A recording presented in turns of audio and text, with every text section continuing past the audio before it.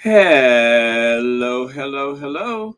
Welcome to Royal Sussex Live. Welcome, one and all. Let me see who's here. Let me see. Oh, really? Okay. I'm gonna put that there. Okay, just to say I did. Connie Balmer! Hey, Connie Balmer. Connie Balmer. Missed you yesterday.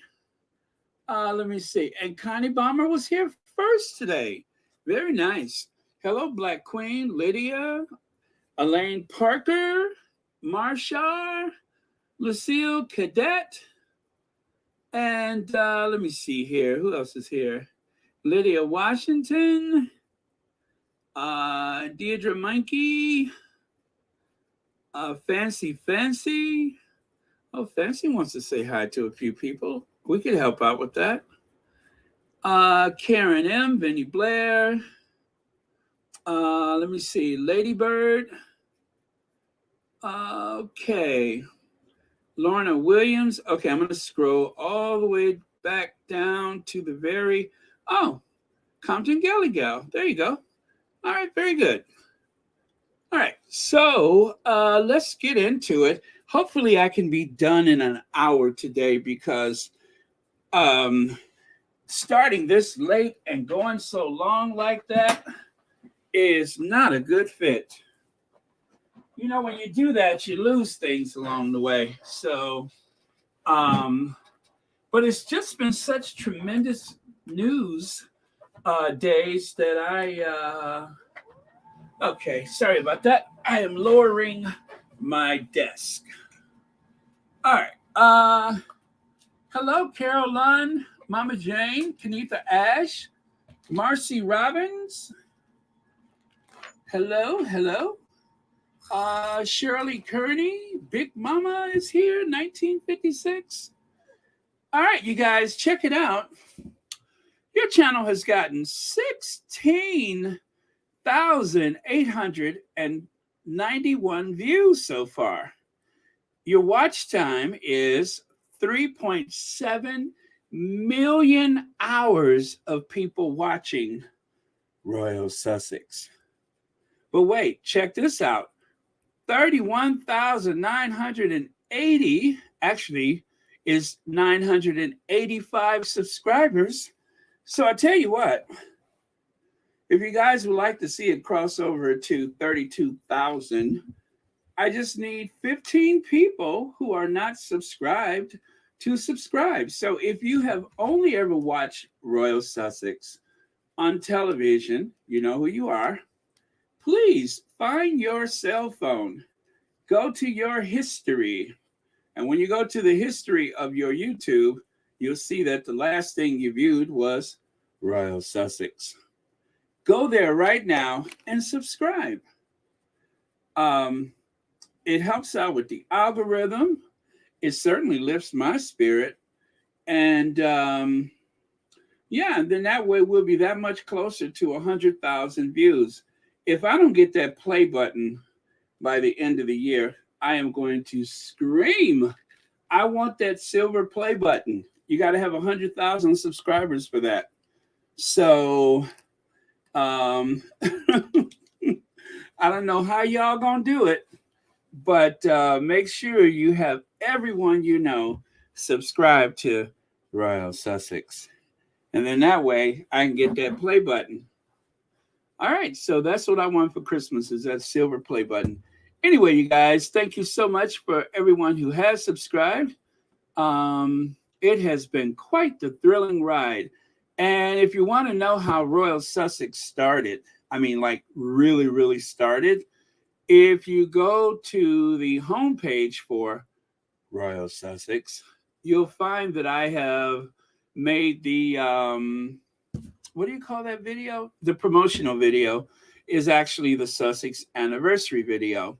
And that is when I tell the story about the first time I took notice of the Duke and Duchess of Sussex. Well, the engaged couple, that is. So check it out for yourself. It tells the story if you ever wanted to know how did Royal Sussex happen.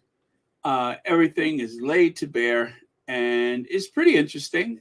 It is the day of the wedding through my eyes, through my bloodshot, yellow, nearsighted, stigmatized eyes. Um, you could see exactly everything that I was able to see. So I hope you will check that out. All right. Let me open up another screen so I can see what you guys are seeing. That is helpful. And Elaine Parker, thank you so much for the super sticker. And thank you for being a member of Royal Sussex. And Diallo, thank you so much for the super sticker. And thank you for being a member of Royal Sussex. Happy Wednesday. Yes, it is Wednesday. It is Prince Spaghetti Day. And Hopeland Grider, thank you so much for the super sticker and many happy returns for you today. I hope you're having a lovely day. So thank you very much. Greatly appreciate it. Was there a super chat and I missed it? Let me go back and double check. I feel like I missed a super chat. Probably not. Okay. It was just my imagination. Okay, Black Queen says, Baron, 16 million views, not 16,000, right? Yeah, is that what I said? Yes. 16,891,577 views. Thank you so much for that, Black Queen. And thank you for watching. Oh, and thank you for being a member of Royal Sussex. Thanks for the super chat. And Alma Andrews, thank you for the super sticker. Thank you for watching Royal Sussex. Happy Wednesday to you too. And okay, Kathy A, thank you so much. Thank you for the super sticker. Wait, what is wrong with my bell? My little thing is getting stuck there.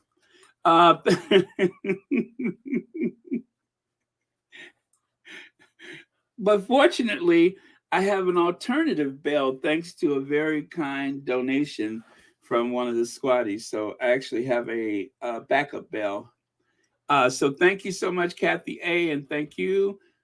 Happy Wednesday. Thank you, Lorna Williams. Happy Wednesday. Thank you for the super sticker. And Lottie, thank you for the super sticker. All right, very cool. Thank you so much, guys. Your generosity. Excuse me. Let me try that again. Your generosity is endearing. I really do appreciate it. Thank you all so much.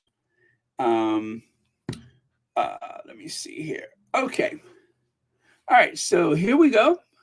That's that. And I'm going to take a peek to see where we are with the. So that way I'll be able to celebrate when the moment comes, right? Right. If it comes while I'm here. Still is stuck at 985. All right. So when and if that moment comes, then we'll celebrate. But if not, it'll be here this week, I'm sure. Okay, so I'm going to put that over in the corner so I can keep an eye on it with my bloodshot, nearsighted, somewhat yellow eyes. Okay, let me stop saying yellow. You guys are going to think I'm having problems. And there. Okay, man, I got too much stuff open here. Oh, one moment, please. One moment. Always when I get started.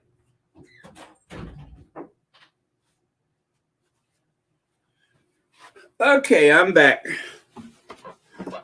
All right, you guys, I was busy making some fun stuff for today. Well, not all of it is fun. Some of it is just interesting. But Dorothy Ross with the hugs. Thank you so much for the super sticker. And thank you for being a member of Royal Sussex. And as always, thank you for the hugs. All right. And we're off and rolling. Elaine Babb, 6 months member strip? Member strip. Wait a minute. Membership, not member strip. Although that would be an interesting channel. But no, thank you so much for the 6 months member strip. Wait, membership. You know what I mean. Member for being a member. Oh man, that happens to me sometimes. I probably need to unplug and then plug myself back in again. Membership. Membership. Got it. Thank you for 6 months of membership. Got it. Didn't I just do that the other day? I forgot what it was, but it was something. I kept saying it wrong. Um, oh, actually, it was William yesterday when I looked at him and while I was reading something, and when I saw his name, instead of saying William, I said deranged or deranged. Deranged. Yes. Okay. Word association. All right. Judge noted that it's when the claimant became aware there may be hacking, not when the claimant read about it in the papers. So even though the Daily Fail was trying to argue that too much time had passed, um, the judge very wisely reminded people that it doesn't matter when you saw it in the paper if you were not aware that it was happening to you. In other words, this is how I interpret it. If there is common knowledge that there is wiretapping going on or that there's phone hacking, if there is a history of these things taking place and people are reading about it and disgusted by it, I hope, even though it's common knowledge, because Harry said that he did not know, he was unaware that there was any of this stuff going on. And his family actually had the information, but they withheld it from him. So he had no way of knowing that this type of behavior was happening. And even though the family was privileged to the information, at no point did they feel obligated to share it with him. And so, as you know, they always say, ignorance of the law is no excuse. Well, this is not an ignorance of the law. This is unaware of the offense. And since no one told him about it, by the time he realized that it affected him, he was able to take note of it and then, take action. And as I said yesterday, it's always so much better to go after an institution when you're no longer part of it. And so, since Harry is not a working royal, it's none of that weirdness of being a member of a club or association or whatever group or industry. While you're still in it, it's very difficult to have that type of leverage. So being on the outside and striking back at the people within the institution, whether that institution is the royal family, the courtiers, or even the tabloid newspapers, they all seem to work in tandem or together. So whatever those interests are, leaving is that blessing that just keeps blessing them. It's a gift that just keeps giving. I think every day how much better off the Sussexes are away from that institution. Idma Nina Albertus, thank you so much for the super sticker. And thank you so much for watching Royal Sussex. So, yeah, so that is what came about today. Also today, let me see what else happened. I think the judge wanted like more clarity about the case, The case is going to go on. This is a hearing to, I guess, set the rules for the case, to discuss the merits of the case. Well, more than likely, it is going to proceed as planned. And also, Harry was not in court today. The images that you see on the screen, that was from yesterday. And if you don't recognize the guy on the left side, I believe his name is David Furness. That is um, Elton John's partner. And that is, of course, the guy that was supposed to work with the Duchess on the illustrated series. So, yeah, and they probably will work together in the future. But right now, as Netflix and all the streaming services, all the tech companies are cutting back on staff. So it is no reflection on the quality of material from the Duchess or from the Archwell Productions. It is a matter of the tech sector is cutting back with employees. So if any of the derangers try to say otherwise, this is something that's industry wide. And it, much to my shock, even Disney has announced some job cuts. So there's all kind of things going on in the tech industry, in entertainment. People are tightening the belts.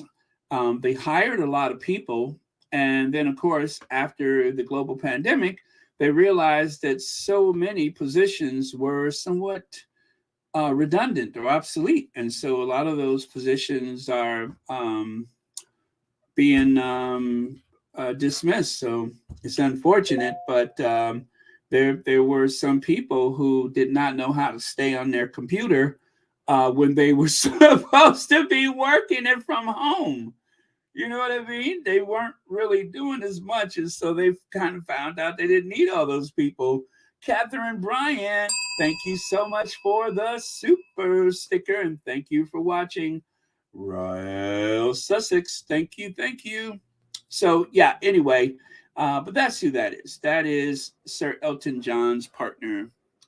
Let's see. Annie Willard said, Baron, they wanted a trial, so now they get one. Harry showed up. Yeah. And as we discussed yesterday, they made that big fuss about trying to get Meghan to come there for that copyright with her letter to her father so that they could monetize that and make all that money. Well, that didn't happen, but Harry is there. And along with Elton John and, of course, Baroness Doreen Lawrence, they are bringing the full weight of the press on them. I mean, every news outlet in the world is reporting on this case. And I promise you, I believe there's more people talking about this than the coronation or the trip to Germany with the king and queen consort. So, good idea to show up. Good idea for Harry to pull that ninja move with the taxi. And I promise you, that one is going to go down in the history books as the mother of all ninja moves, was showing up to court, especially in a country that has, well, not a country, but with elements within the country becoming increasingly, what do you call it, negative and menacing towards you. Just show up. That's it. Just show up. And that's what he did. So win-win. And they can't take it. All right. What do we have here? I think, yes, it's been a while since we've heard from Her Majesty, but it appears that there is word from the great beyond. So let me get Her Majesty set up here. Uh, because just like Haley's Comet, it's about every 70 years or so. So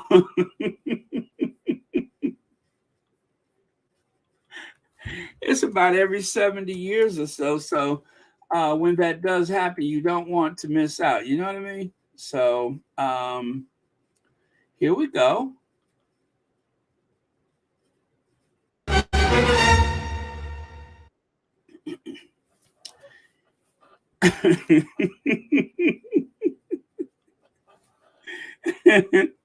Okay. All right, here we go. Let me take her away. I, Queen Elizabeth II, ruler of the United Kingdom and free government cell phones, and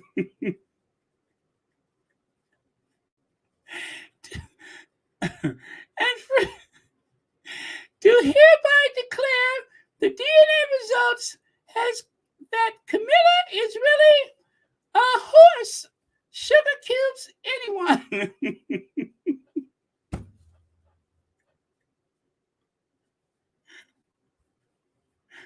Well, I tell you what, if you want sugar cubes, just twice for no or once for yes, okay? Just tap your hoof once for yes and twice for.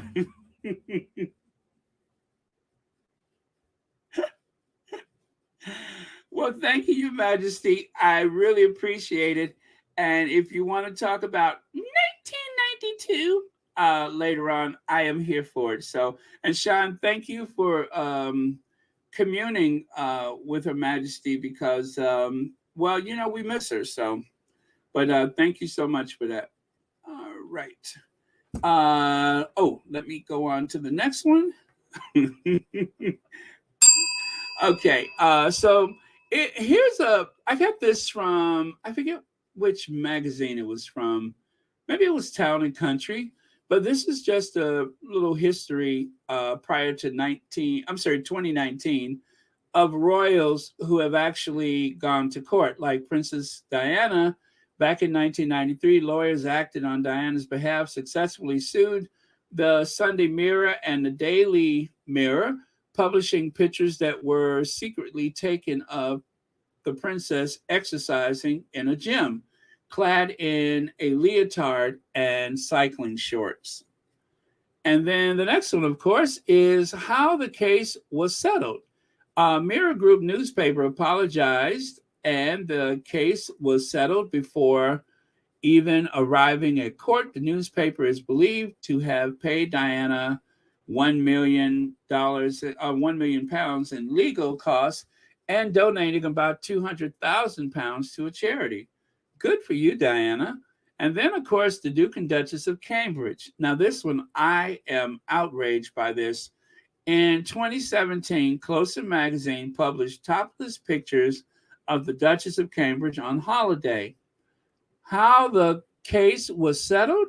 The French court awarded 100,000 euros in damages, and the magazine editor and chief executive of the publisher were each fined a further 45,000 euros.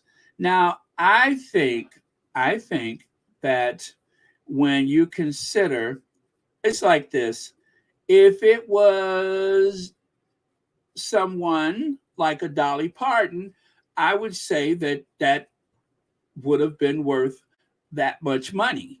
But for, you know what I'm saying? I mean, I hate to be petty and say, don't you think we ought to pay by the amount of shadow that is cast upon the ground? Um, I think that that is only fair. Isn't that some kind of British tort law that you pay how much shadow is cast before the clock strikes 12 or something like that?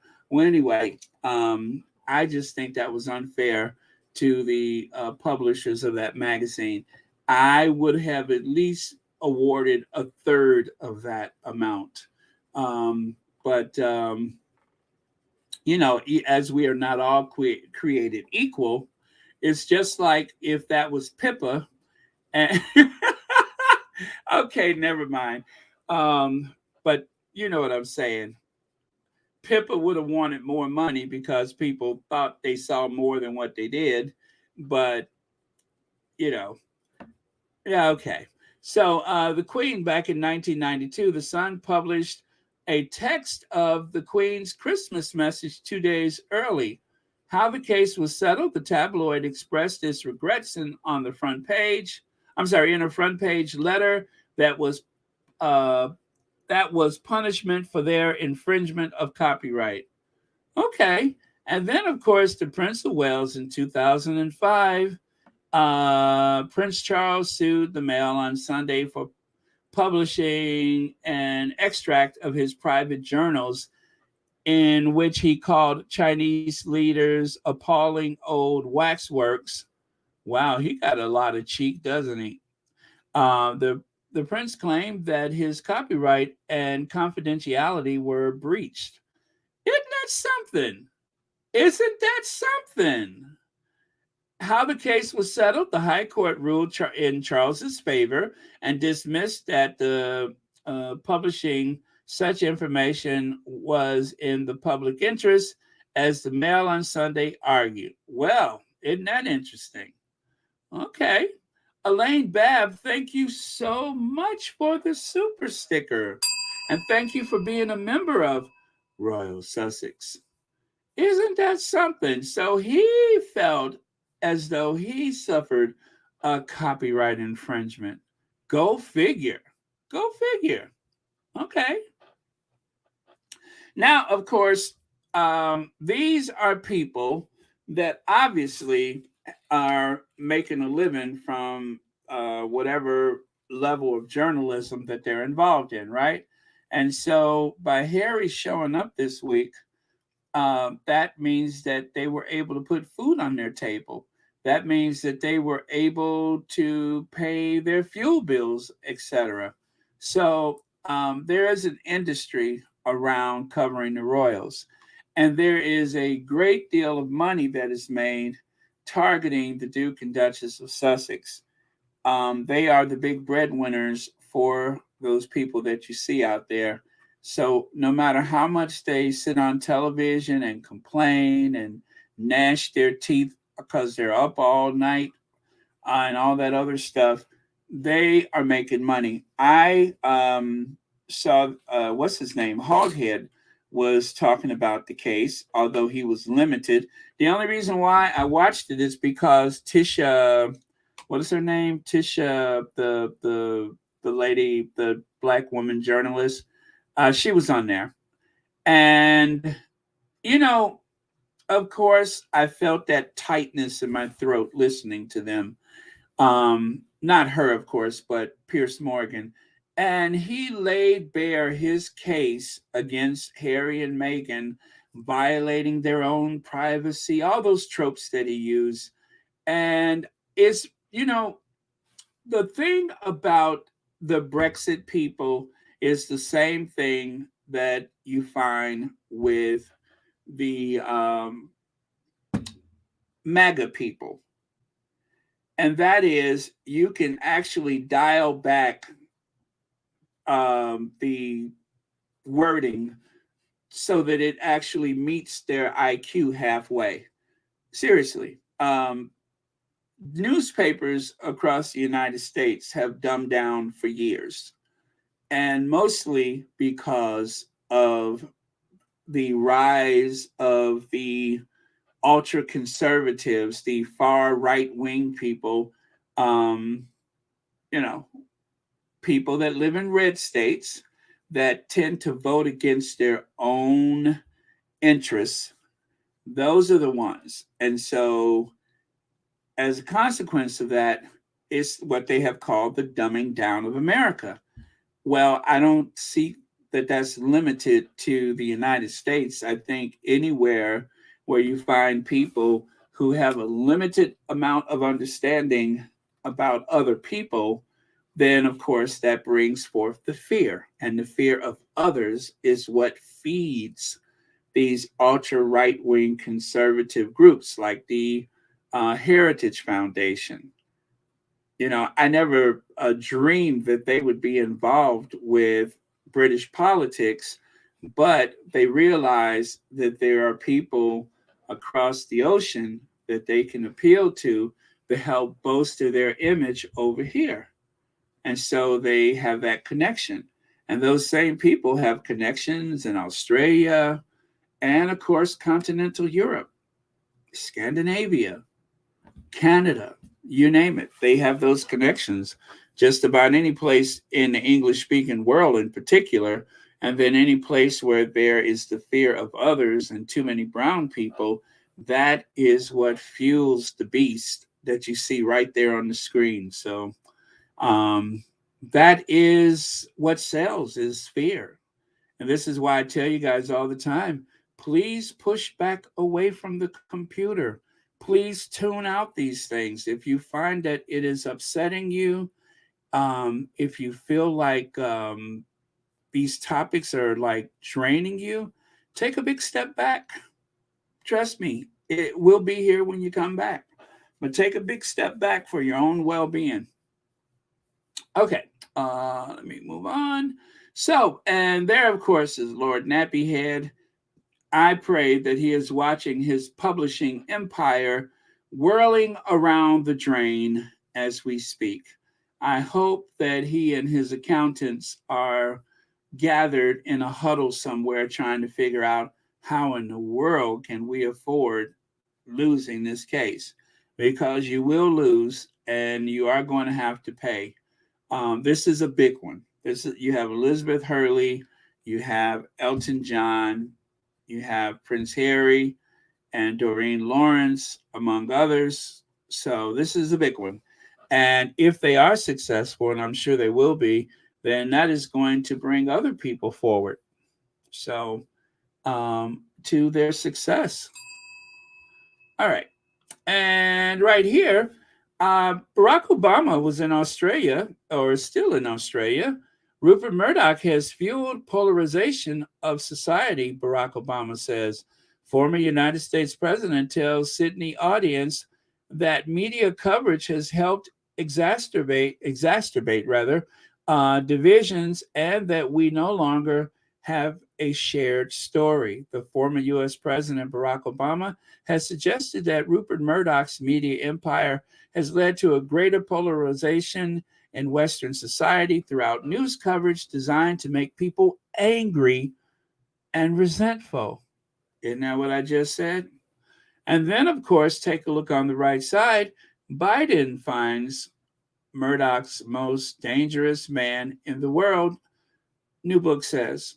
The Fox News owner was also dubbed one of the most destructive forces in the U.S. by the president. Joe Biden called Rupert Murdoch most dangerous man in the world, according to a forthcoming book. Well, let me see. What is the name of the book? Rupert Murdoch, according to Burns and Martin for Joe Biden, assessed, I guess that's the name of the book, the media mogul to be one of the most destructive forces in the United States. Okay. Yeah, well, I think we're all clear on that one. Very destructive. So the only way that we can combat this type of misinformation is with the truth. So I intend to do everything that I can. Thank you, Mo Shannon. That is quite accurate. Very, very accurate. It is like the triangle of evil. It goes like from Australia to Britain and then to the United States and back again. It's just this endless loop of fear, hate, and hostility. Okay, speaking of fear, hate, and hostility, look at just look who just showed up in Germany today. That, of course, is King Charles III and his queen consort, Camilla.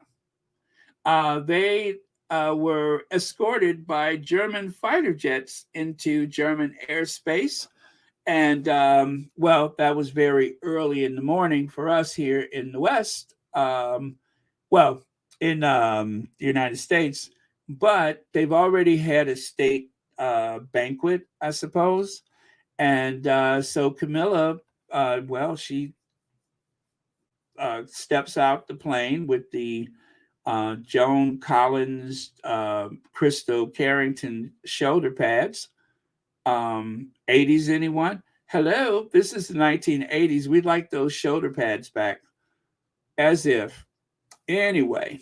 Um, and then, of course, there is the very curious gesture that she made once she got there.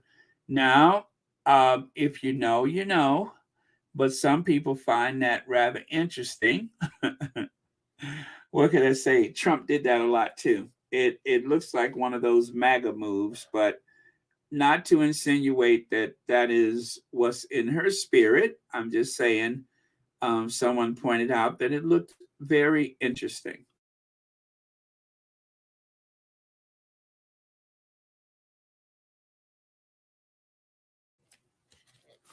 So you decide. And then, of course, I did a little research. Do you guys realize the last time that Camilla visited Germany, she actually accompanied Queen Victoria? Did you guys realize that? The last time Camilla, or was it the first time? I think it was the first time she had went to Germany. She actually accompanied Queen Victoria to, her hometown. So, well, to was she born in? No, she was born in London. But anyway, but you know that the royal family has a lot of German ancestry. So maybe Camilla was lady in waiting to Queen Victoria. Anyway, it it wasn't easy finding this photo. I'll tell you that it was not easy, but through perseverance and following my gut, I had a hunch that she had actually been there before.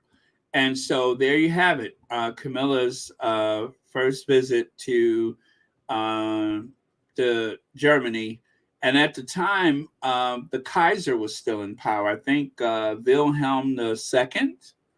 I think it was Kaiser Wilhelm II. So, yeah. So, anyway, that was Camilla's first time in Germany.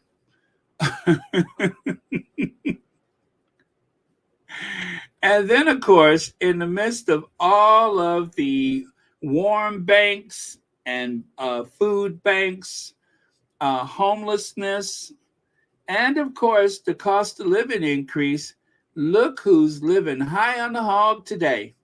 In spite of everything that's going on at home, there's Charles over there having a white tie affair while people are going hungry.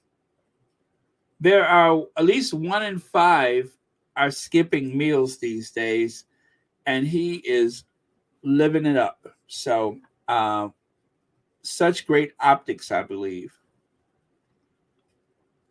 And then, of course, with an outfit like that, one begs, please tell me there's a volume switch. Um, I have been trying to locate it. I have looked at every angle of that evening gown that she's wearing, and I could not find it.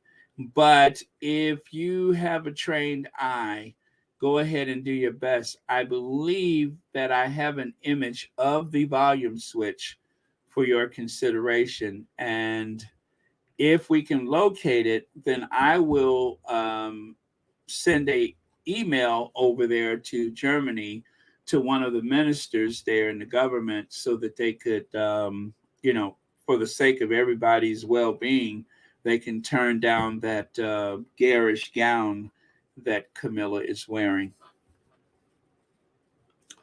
Okay, and then there is, of course, the very cordial view of the four of them: the Chancellor, Camilla, Charles. I don't know if they use the term First Lady, but I suppose that's the Chancellor's wife.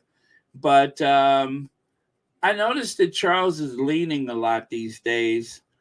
Something about those childbearing hips that seem to be dragging him down to the floor. But I hope he's wearing a good control top pantyhose. Okay. And now there was some question about why Camilla. I was listening to Anne earlier, and there was some question about the tiara. Now, right here, I believe that this is just my opinion, but I've always took a notice of that tiara that she wears, and I kind of thought that the queen was being a bit snarky when she gave it to her, because notice this: the first thing I thought of was the movie Queen Bee. There was a film called Queen Bee with Joan Crawford. The film tells a story about a Southern family dominated by a ruthless woman and the havoc her threats and intimidation caused to those around her. Well, if that doesn't describe Camilla, the queen consort, I don't know what does. I mean, ruthless, check. Woman, maybe. Um, intimidating, I'd say so. And let me see. Threats, of course. So yeah. So is there any wonder why the queen chose that particular tiara for Camilla to wear amongst all of the jewelry in the royal collection? Huh. So there you go. A beehive usually has a queen, and the queen bee seems to emit certain pheromones and certain hormones or whatever to control the rest of the hive. And so all the little drones, of course, that would be the worker bees, that would be the press. They seem to do the bidding of the queen bee. So I believe that Her Majesty was rather suspicious of Camilla. I think it took years before she actually met her, and that wasn't because the Queen decided to do it. It was because Charles got clever and had his birthday at the exiled king of Greece's house or palace or whatever. And so, anyway, that's how that happened. Lex says the Silky Chicken is all too happy to display those crowns and necks wear since QE2's death. You would have thought she'd worn a won a Kentucky Derby. It would have been very interesting, Legs, if she would have stood out there on that portico. You know how they have the winner of the Derby has those flowers around her neck? If they would have presented that to her at the airport, I would have screamed. I would have just fell out of my chair. If they would have, when she got off that plane, if they would have presented her like that horseshoe of flowers like they do, I wouldn't be able to talk right now. I would have fallen out of my chair.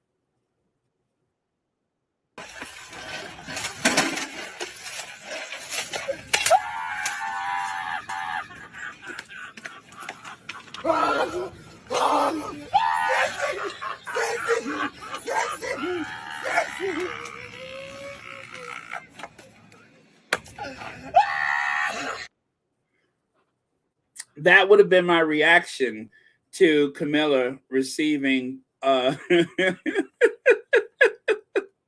anyway, thank you so much, Legs, for the super chat. And of course, as always, thank you for watching Royal Sussex. But yeah, maybe, maybe tomorrow they'll be like, my bad, my bad. And let me see, Miss K Plummer, love your commentary. Well, thank you so much. And thank you for watching Royal Sussex. Happy Wednesday to you. And of course, to salute Camilla upon the visit to Germany, they played an old folk song to welcome her.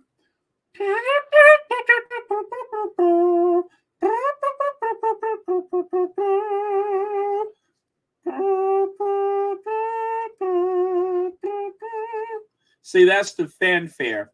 So they play the fanfare, which is an old German folk song.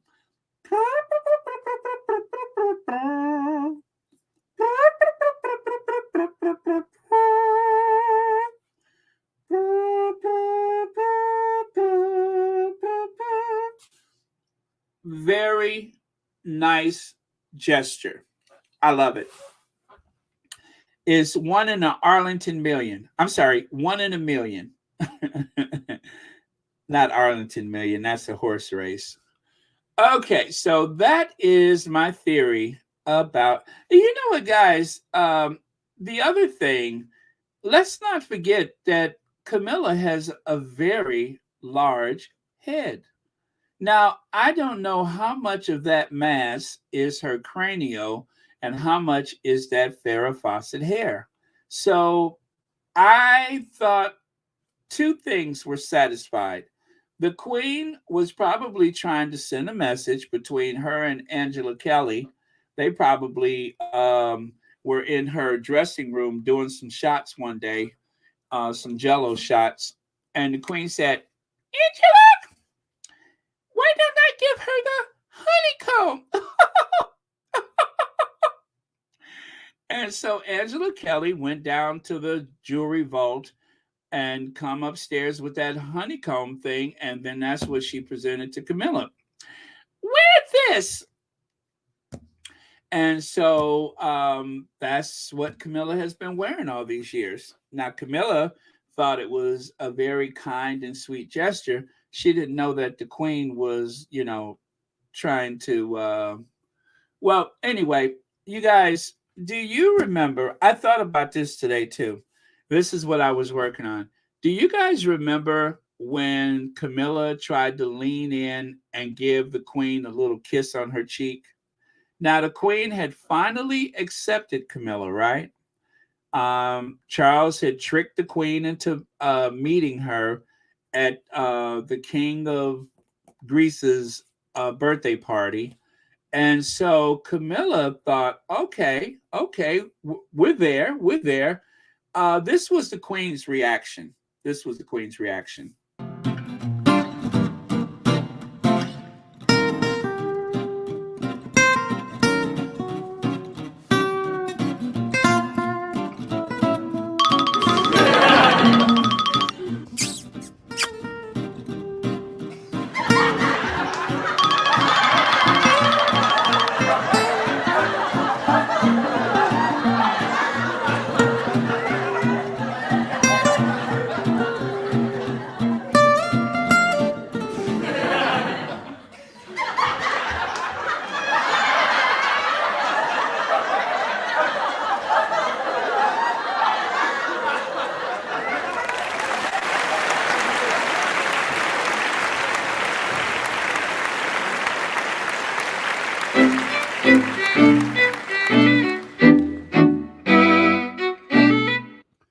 Did you guys see it? Did you see it? The Queen was trying to play it off. She was very subtle about it, but the Queen started shaking her head like, uh-uh. As a matter of fact, I'll show you again without the sound. But yeah, the Queen was just like, see there? No, we ain't cool like that. No. And then of course Philip decided to go in, taking one for the team, of course. I told you guys once I replaced that other computer, now I can start doing stuff again. So this is what I was working on today. Sorry about being late, but I started working on this and I could not stop. I could not stop. So there you go. Poor Camilla. Poor Camilla. Oh well. So that is my theory about the honeycomb tiara. So what do you think? Sounds like a likely case, that a likely scenario, should I say. The Queen thought of this very ambitious social climber, climbed right into Charles' bed, and next thing you know, she's the Queen consort. So the Queen gave her something that would remind people exactly who they're dealing with. So there you go. Her Majesty never, and when they got married, the Queen did not go to their civil service. They could not get married in a what is it, consecrated or whatever church, they had to go to the registry's office, uh, like someone who is in wedlock or something like that, because it was considered impossible for the Church of England to marry the future king, which is unusual. So, I know Lady Bird kissed that old thing. So the queen did not go. And so later on, they went to St. George Chapel for a blessing ceremony.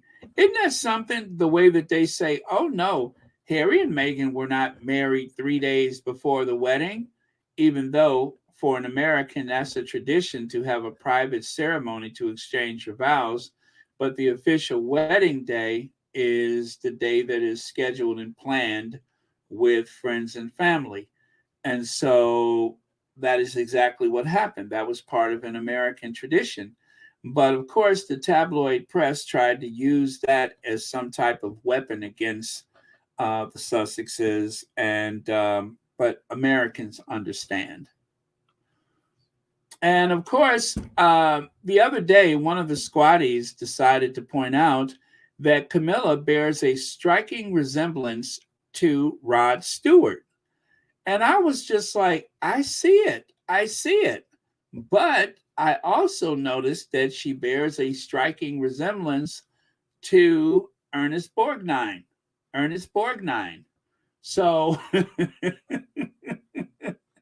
yes, at some points, you can kind of see Rod Stewart, but in other situations, I see Ernest Borgnine, someone who I swear has never been in a room with Camilla at the same time.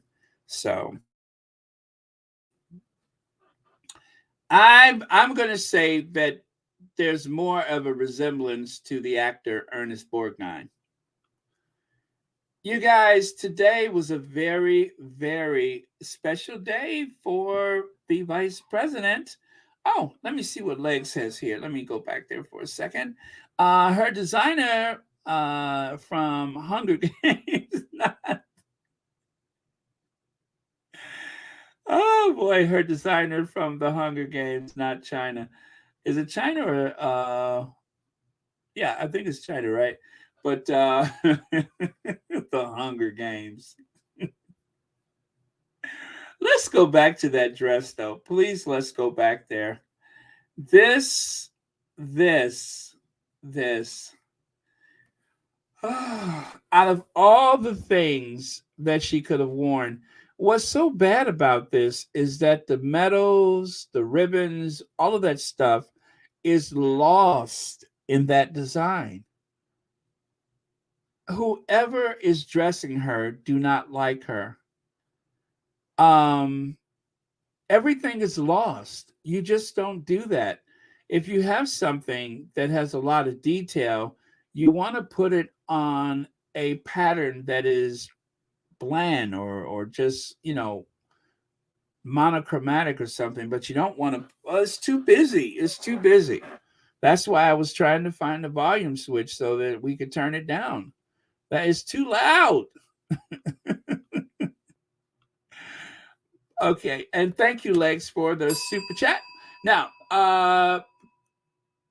first of all, let me just say her skin is looking beautiful. One of the first things I notice about a person is their skin. I have, you know, as I was a teenager, I had acne so bad. I'm always noticing people's skin. So I think, given the humidity, the heat, and everything, I think she's doing good. Hair is looking good, skin is looking good. And of course, this was probably one of the more spiritual moments of her travel. So, cheers to the vice president. And right here, check it out. Here's a pretty cool video of our second gentleman receiving a traditional kente cloth while Vice President proudly looks on at the, what is that? The Emin Stemastasi Palace in Cape Coast, Ghana. So yeah, they decided to put a traditional kente cloth on him. I think it looks good on him too. And if you want to see a clearer image, there you go. Beautiful. Very, very cool. I like it. Very nice. And you can see the First Lady of Ghana. Let me see here. Shelly L says, Baron, ever since you said Queen Camilla emits a pheromone, all I can think of is a gas chamber in basic training. Well, I'm pretty sure they have trapped some of the things that has been emitted from the, you know, pores. Those very deep pores actually allows for gases to ferment, and that extra fermented gas is more pungent than typical pheromones. So, you know, for average people, it's kind of like that almost unnoticed thing that you just feel drawn. But in her case, it's a repellent. It says back up, right? Back up. So it works differently. So yeah, there's a scientific explanation for it. It was just you know, if you would have asked, I'd have told you.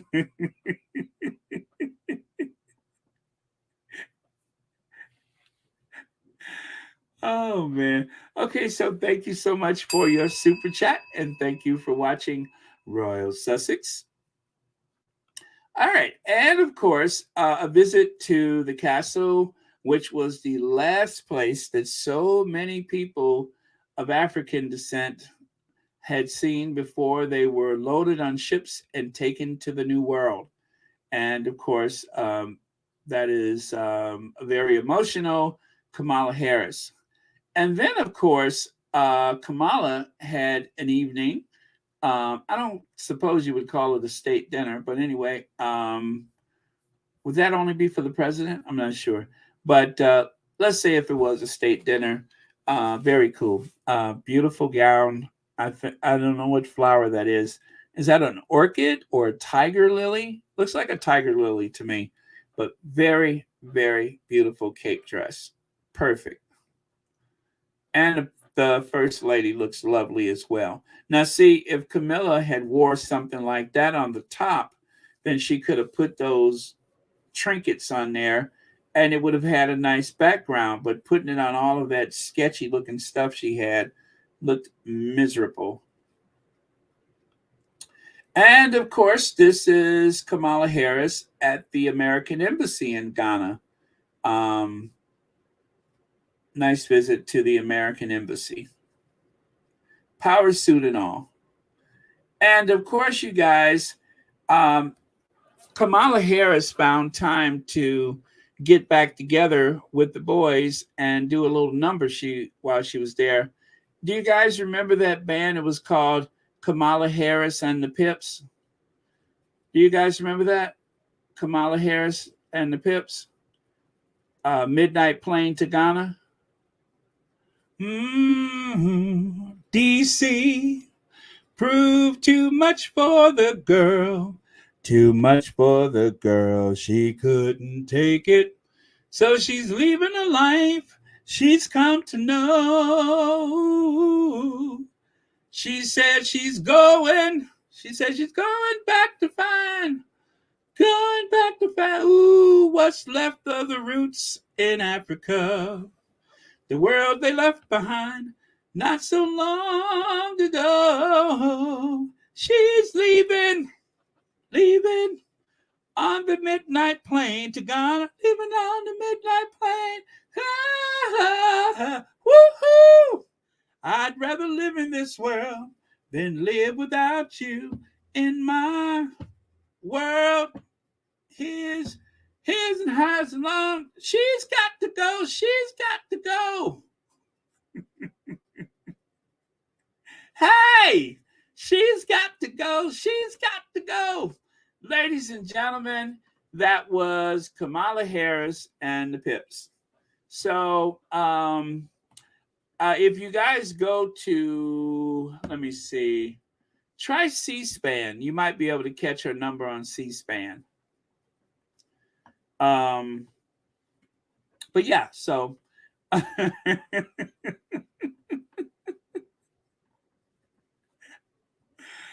I don't know. When I saw that picture,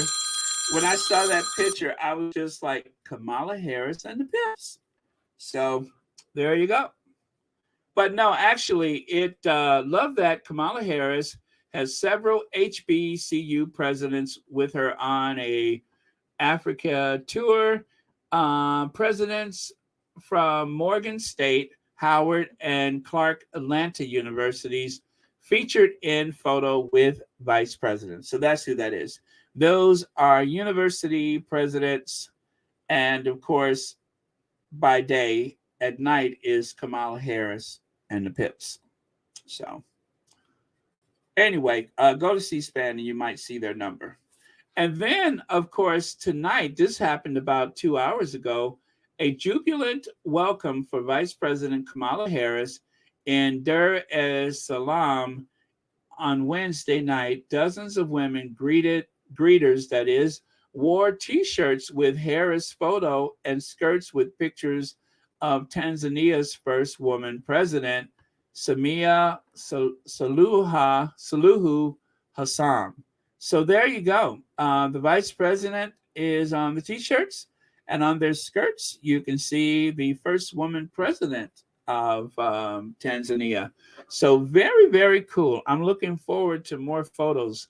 It was a rare nighttime landing for a vice president, but very, very cool. And with that, you guys, guess what? I'm done. I thought it might take about an hour, and that's exactly how long it was, almost about an hour. So thank you so much, you guys. And of course, I will see you all tomorrow.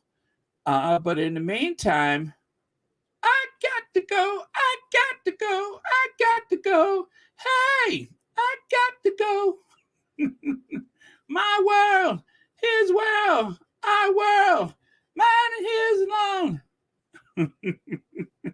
Gonna board the midnight plane.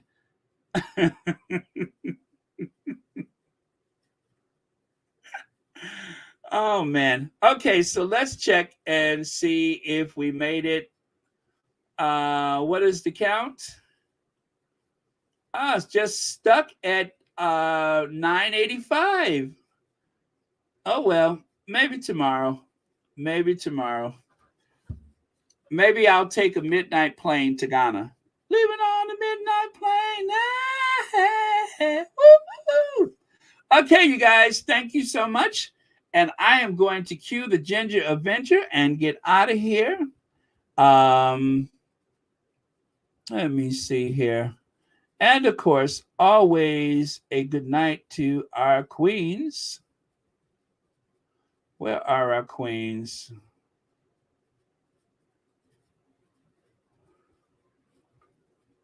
Yes, we're going to cue the Ginger Avenger. Gosh, I had a lot of slides yesterday, didn't I? It was a lot.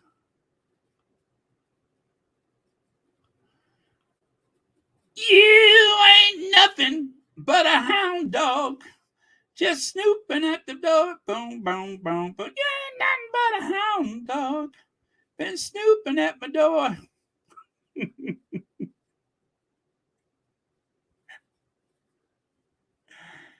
You ain't nothing but a C word. That's a name, right? C word. Ingrid Seward. Anyway, who bears a striking resemblance to that Hanna-Barbera character. Okay, you guys, thank you so much. Thank you to our queens. Elvish Hudson. I love that name, Elvish. That is very cool. Elvish Hudson. Lovely name. All right, so thank you all so much. Love you guys. And thank you to our queens for those amazing, inspirational kids. Thank you to the moderators. Thank you for the PayPal I received earlier. I almost forgot to mention that. But thank you. Let me see. Starts with an N, the letter N. Thank you so much for the PayPal. And thank you, moderators. And all right, and that's it, you guys. And our last word of the day is, oh, I love that. Perfect. Thanks, Baron. Good night, everyone. Bye now. All right, perfect, Teresa McDougall. Thank you very much. Good night, Shelley L. Miranda Rios, Teresa McDougall. Thank you. Good night, Marshar. Thank you, Gwendolyn Daniels. Good night, Connie Bomer. Mo Shannon, 1960. Madison Bonaparte. And with that, let's cue the Ginger Avenger. Oh, by the way, for those of you guys who's been having trouble getting into the comments, I'm going to look into that tonight. That happens sometimes. All right. See ya. Love you guys.